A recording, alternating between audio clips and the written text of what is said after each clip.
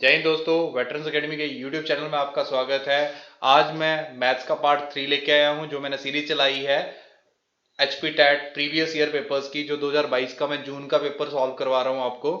हम टारगेट कर रहे हैं Himachal Pradesh teacher eligibility test 2023। अगर आपको पिछली को दोनों वीडियोस में कोई डाउट है या क्वेरी है तो आप मेरे को व्हाट्सअप कॉल या टेक्स्ट कर सकते हो। कमेंट बॉक्स में किसी का कमेंट नहीं आया था, अगर किसी को डाउट है तो वो कमेंट कर सकते हैं। अगर किसी ने वीडियो नहीं देखी है तो मैं उसका लिंक नीचे डिस्क्रिप्शन बॉक्स में डाल दूंगा। तो चलो आगे स्टार्ट करते हैं हम। Question number 21। अब यहाँ पे पूछा है first and odd natural numbers का सम पूछा है, क्या सॉरी, हाँ सम पूछा है कि सम कैसे निकालते हैं। मतलब पहली एन प्राकृतिक संख्याओं का जो ऑड हो, विषम हो, उनका सम निकालना है। डायरेक्टली फॉर्मूला तो है हमारे पास, लेकिन फॉर्मूला बना कैसे है। तो अब देखो, first N odd natural number कौन से होंगे, 1, 3, 5, 7 अप टू सॉन एंड टर्म्स। ठीक है, तो यहाँ पे फर्स्ट टर्म क्या आ गया आपके पास, ये आ गया ए, आपके पास 1 आ गया। कॉमन डिफरेंस, एक चीज आपको कॉमन डिफरेंस भी चाहिए होता है, डी जिसे बोलते हैं। तो वो क्या होता है, second term minus first term, third term minus second term. तो ये क्या होता है, कॉमन डिफरेंस। तो 3 में से 1 कम हुआ तो 2 आया, 5 में से 3 कम हुआ 2 आया, 7 में से 5 कम हुआ 2 आया। मतलब कॉमन डिफरेंस क्या आ गया, 2 आ गया। नंबर ऑफ टर्म्स n है, तो एस एन कैसे निकालोगे, n/2 into 2a plus n-1 into D. ये क्या आ गया, सम आ गया। तो नंबर ऑफ टर्म्स n ही है, 2 इंटू ए कितना है 1 प्लस n-1, और कॉमन डिफरेंस कितना है 2 है। तो सॉल्व करो जरा, n/2 into 2 into 1 2 plus 2n, ये दो अंदर मल्टीप्लाई और 2n माइनस 2। तो -2 + 2 0 हो गया। तो मेरे पास क्या बचा, n/2 इंटू 2n, 2 से 2 कट गया, n इंटू एन कितना आ जाएगा आपके पास, n इंटू एन आ जाएगा n square. n into N क्या आ जाएगा, n स्क्वेयर। मतलब फर्स्ट n टर्म्स के का सम कितना बनेगा, n स्क्वेयर बनेगा। कल को एग्जामिनर इस क्वेश्चन को ऐसे भी पूछ सकता है कि 1, 3, 5 अप टू सॉन 99, इसका मुझे सम बताओ। तो मुझे पता है कि डायरेक्टली एन स्क्वेयर होता है, लेकिन मुझे यहां से नंबर ऑफ टर्म्स निकालनी पड़ेगी, कितनी है। नंबर ऑफ टर्म्स कैसे निकालते हैं फिर, A N is equals to N A plus n-1 into D. एक तो फॉर्मूला ये है। अगर डायरेक्टली निकालना चाहो तो number of terms n is equals to last term minus first term divide by D into +1। अब देखो लास्ट टर्म आपके पास कितनी है, 99 है, minus 1 divide by common difference 2, और टोटल कितना बना +1। तो आपके पास कितना आ गया, 48 डिवाइड बाय 2 यानी कि सॉरी 98 डिवाइड बाय 2 यानी कि 49। तो यहाँ पे कितना आ गया, 49 प्लस 1, तो कितना बन जाएगा 50 टर्म्स। अब यहाँ तक कितनी बनी, 50 टर्म्स बनी। तो सीधा सम निकालना है, 50 का स्क्वायर आ जाएगा 2500। क्लियर है। अगर डायरेक्टली निकालना हो तो सम निकाल सकते हो आप, 50 का स्क्वायर तो कितना आ गया 2500। क्लैरिफाई है। नेक्स्ट क्वेश्चन देखते हैं। The sum of two numbers is 100 and their difference is 50, then ratio of the two numbers. अब टू नंबर्स बोला है, मतलब आगे पीछे रेशियो हो सकती है, लेकिन फर्स्ट और सेकंड की ही रेशियो निकालेंगे हम। तो देखो, मान लो लेट अस सपोज कि दोनों का सम, अगर पहला नंबर x है दूसरा नंबर y है, तो दोनों का सम कितना है 100 है, और x माइनस वाई आपके पास कितना दिया हुआ है 50 दिया हुआ है। तो आपके पास एक लीनियर इक्वेशन बन गई, दोनों को ऐड कर दो। ऐड किया तो 2x बना, दोनों इक्वेशन को ऐड कर दिया तो 2x बना, और यहाँ पे y से y कट गया तो कितना बन गया 150 बन गया। तो x कितना आ गया आपके पास 150 डिवाइड बाय 2 यानी कि 75। अगर आपके पास x 75 आ गया तो y कितना आएगा, y पुट कर दो यहाँ पे, x 75 दूसरी साइड जाके जाएगा तो 100 से 75 माइनस होगा तो y कितना आ जाएगा 25 आ जाएगा।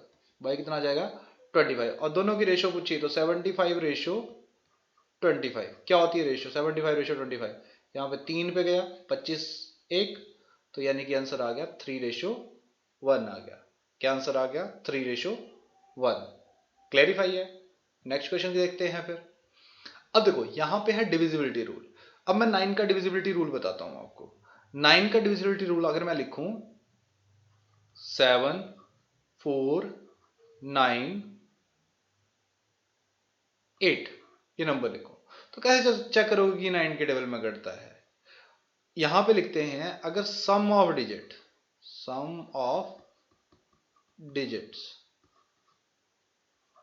आर डिविजिबल बाय 9, तो होल नंबर जो होगा वो भी क्या होगा? डिविजिबल होगा 9 से। ठीक है, कि अगर मान लो कि इस डिजिट्स का सम 7 और 4 11, 11 और 9 20, 20 और 8 28, 7 4 11, 11 और 9 20, 20 और 8 28, तो ये क्या सम ऑफ डिजिट डिविजिबल बाय 9 है? नहीं है, तो ये नंबर डिविजिबल 9 नहीं होगा। अब मैं यहाँ पे लिख दूं 7 2 9 8 1, ये नंबर लिख दिया। अब देखो डिजिट का सम देखो, 7 और 2 9, 9 9 18, 18 और 8 26 और 1 27, तो डिजिट का सम 9 से डिवाइड हो रहा था। देखो कटिंग करके 9 8 जा 72, 9 1 जा 9, 0 81 बना, 9 9 जा 81, डिवाइड हुआ। क्लियर है बात? तो मतलब इसने बोला कि ए बी सी कोई संख्या है, अगर 9 से विभाजित हो जाती है तो इसकी संख्याओं का योग किसका गुणांक होगा? जिससे डिवाइड होता है उसी का गुणांक होगा। तो ऑब्वियस ही बात है किसका गुणांक होगा? 9 का।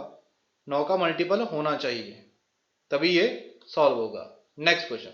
अब देखो मार्केटिंग शॉपिंग तो सारे करते हैं, है ना, और डिस्काउंट भी सबको पसंद है, लेकिन एक नॉर्मल है buy 1 get 1 free, buy 2 get 1 free. तो यहां पे बोला है कि बाय 3 गेट 1 फ्री, इसमें डिस्काउंट परसेंटेज कितनी होगी? तो डिस्काउंट तो आपको एक प्रोडक्ट का मिला, कितने का मिला? एक प्रोडक्ट का। मान लो आपने 5 आपको 3 पेन खरीदे और एक मुफ्त मिल गया, तो डिस्काउंट तो एक पेन का ही मिला। अब डिस्काउंट होता क्या है? डिस्काउंट होता है, डिस्काउंट परसेंटेज क्या होती है? Discount upon market price multiply by 100। अरे तो मार्केट प्राइस मुझे बताओ कि दुकानदार ने आपको चीजें कितनी दी? एक तो आपको फ्री मिली, लेकिन कितनी पे? 3 पे, तो 3 आपने खरीदी होंगी। तो टोटल आपके पास कितनी चीजें आई? 4 चीजें। टोटल आपके पास कितनी चीजें आई? तो जो मार्केट प्राइस है ये तो दुकानदार से गई, तो 4 चीजें गई, मल्टीप्लाई बाय 100।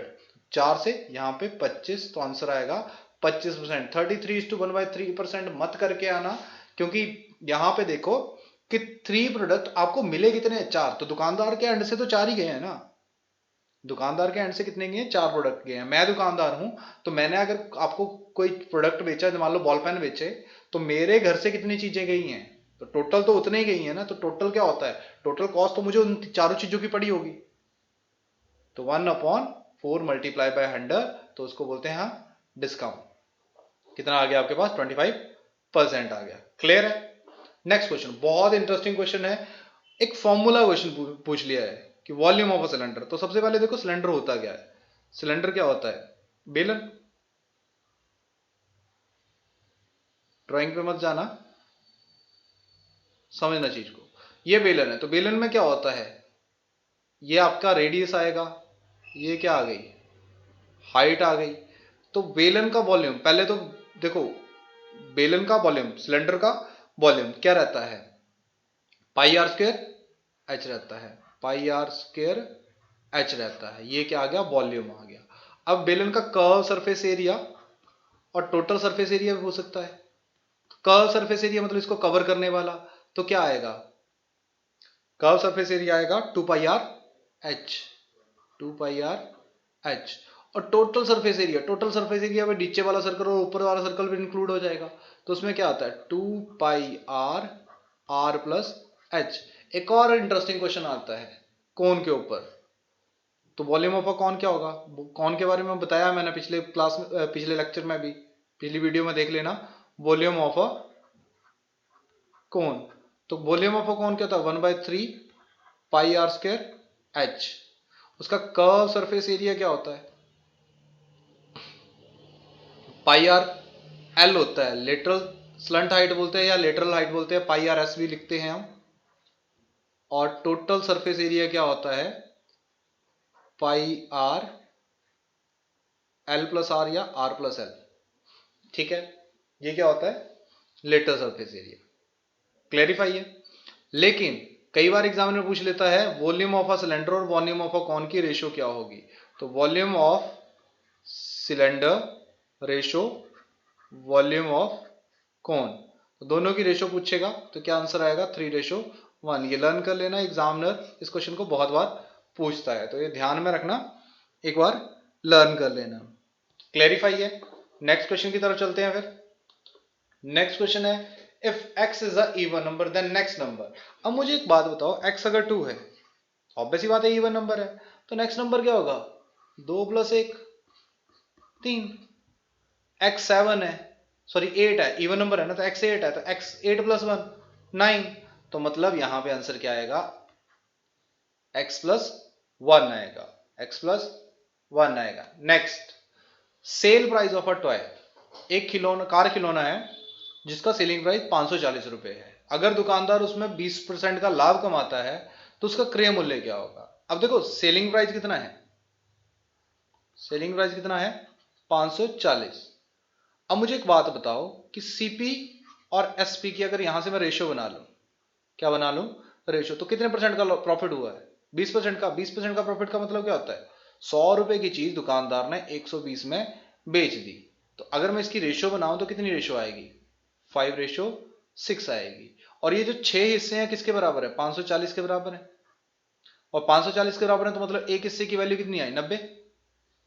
6 पार्ट अगर 540 के बराबर है तो 1 पार्ट की वैल्यू कितनी आएगी, 540 डिवाइड बाय 6। 6 से यहां पे 90, मतलब एक पार्ट की वैल्यू 90 आई। तो 5 पार्ट की वैल्यू कितनी आ जाएगी, 450 रुपए, 450 रुपए। तो मतलब खिलौने का क्रय मूल्य कितना होगा, 450 रुपए। खिलौने का क्रय मूल्य कितना होगा, 450 रुपए। बात क्लियर है, बात क्लेरिफाई है। अगर कोई डाउट रह रहा है, कोई चीज रह रही है, आपको समझ नहीं आ रही है, तो आप मेरे को कमेंट कर सकते हो, या फिर मेरा नंबर आपको पता ही है, वहां पे आप व्हाट्सअप कर सकते हो। नेक्स्ट क्वेश्चन देखो, इंपॉर्टेंट क्वेश्चन है आपका, ज्योमेट्री से क्वेश्चन है कि एक क्वाड्रिलेटर सामने फिगर ड्रॉ की हुई है मैंने, ठीक है। तो ए बी सी डी एक क्वाड्रिलेटर है, उसमें दो ट्रायंगल्स बनाए हैं। देखो डायगोनल निकला हुआ है यहां से, ये जो निकला है ये क्या है, डायगोनल है। ये क्या है, डायगोनल है। अब डायगोनल है वो किसका दिया हुआ, ये जो बीच में दिखा हुआ है एक्चुअली में ए और सी की वैल्यू है। किसकी दी हुई है, ए और सी दिया हुआ है 24 मीटर। और जो ये परपेंडिकुलर है, ये जो लिखा हुआ है इसका मतलब होता है परपेंडिकुलर। इसका मतलब क्या होता है, परपेंडिकुलर, यानी कि एंगल जो होगा वो 90 डिग्री का होगा। एंगल क्या होगा, 90 डिग्री का होगा। तो इसको क्या बोलते हैं, हम परपेंडिकुलर बोलते हैं। तो मुझे एक बात बताओ, एरिया ऑफ ट्रायंगल, दो ट्रायंगल दिख रही है मुझे सामने। तो अगर ट्रायंगल देखा जाए तो ट्रायंगल ए सी डी, और दूसरी ट्रायंगल कौन सी दिख रही है, ए ट्रायंगल ए बी सी, दोनों ट्रायंगल दिख रही हैं। और एरिया ऑफ ट्रायंगल क्या होता है, ये दोनों ट्रायंगल्स दिख रही हैं, तो एरिया ऑफ ट्रायंगल होता है half of base into height. मुझे क्वाड्रिलेटर का एरिया निकालना मतलब दो ट्रायंगल्स निकालनी है, तो हाफ ऑफ पहले triangle A B C, sorry A D C. तो ए डी सी में क्या होगा, हाफ ऑफ बेस कितना है, 24 है, हाइट कितनी है, 13 है, प्लस हाफ ऑफ 24 बेस ही रहेगा, और हाइट कितनी है, 8 है। तो 2 के टेबल में यहाँ पे 12 आ गया, यहाँ पे भी कितना आ गया, 12 आ गया। 12 इंटू 13 156, प्लस 12 इंटू 8 96, दोनों को ऐड कर दो 252, 252 मीटर स्क्वायर। तो आंसर क्या आएगा, 252 मीटर स्क्वायर। क्या आंसर आ जाएगा आपके पास, 252 मीटर स्क्वायर। नेक्स्ट क्वेश्चन आपके पास बहुत इंपॉर्टेंट क्वेश्चन है, और मैंने देखा है हार्डली हर पेपर में आता है। इसको कैसे अटेम्प्ट करोगे, if 3⁴x+4 minus 3⁴x+2 is equal to 2। Surds और इंडिसेस के केस हैं, उस पर भी मैं एक स्पेशल वीडियो बना दूंगा आपके पेपर से पहले पहले। तो उसके बेस पे क्वेश्चन आया है, तो बोलते हैं कि पावर सेम हो तो सॉरी बेस सेम हो तो पावर शुड बी एडेड, अगर प्रोडक्ट का केस है। प्रोडक्ट का केस है मतलब अगर आपके पास यहाँ पे दिया 3x प्लस 4, तो इसको क्या लिख सकता हूँ 3x इंटू 3 4। वैसे ही 3x प्लस 2 को क्या लिख सकता हूँ 3x इंटू 3 अब देखो 3x तो मुझे नहीं पता, तो मैं उसको क्या ले लूंगा कॉमन ले लूंगा 3x। तो ये क्या आ गया 3/4 आ गया। 3/4 कितना होता है 81 होता है, माइनस बीच में माइनस साइन है, और 3/2 कितना होता है 9 इज इक्वल टू 8 के बराबर है। तो 3x किसके बराबर आ गया 8 अपॉन ये जो बना कितना बना 81 माइनस 9 72, वो डिनोमिनेटर में चला जाएगा। तो यहां से क्या आ गया 9, मतलब 3x is equal to 1 upon 3/2 लिख दूं, लिख सकता हूं।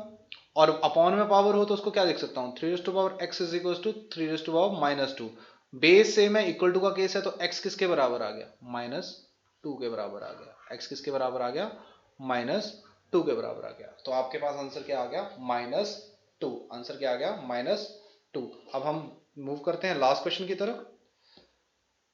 270 degree angle is an example of, अब देखो एक्यूट एंगल। एक्यूट एंगल होता क्या है, एक्यूट एंगल ऐसा एंगल जो कि आपका 0 डिग्री से लेके 0 डिग्री टू 90 डिग्री, उसको क्या बोलते हैं एक्यूट एंगल। ऑब्ट्यूज एंगल वो जो 90 डिग्री से बड़ा होता है, किससे बड़ा होता है 90 डिग्री से क्या होगा बड़ा होगा, ठीक है 90 डिग्री से थीटा बड़ा होगा, ठीक है। और 180 डिग्री से क्या होगा एंगल जो होगा, सॉरी साइन उल्टा लगा दिया मैंने,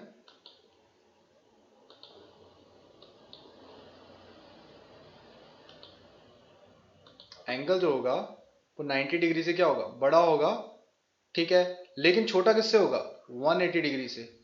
और राइट एंगल ट्रायंगल तो 90 डिग्री का होगा, और ये भी क्या होगा 0 डिग्री से क्या होगा बड़ा होगा थीटा, और 90 डिग्री से क्या होगा छोटा होगा।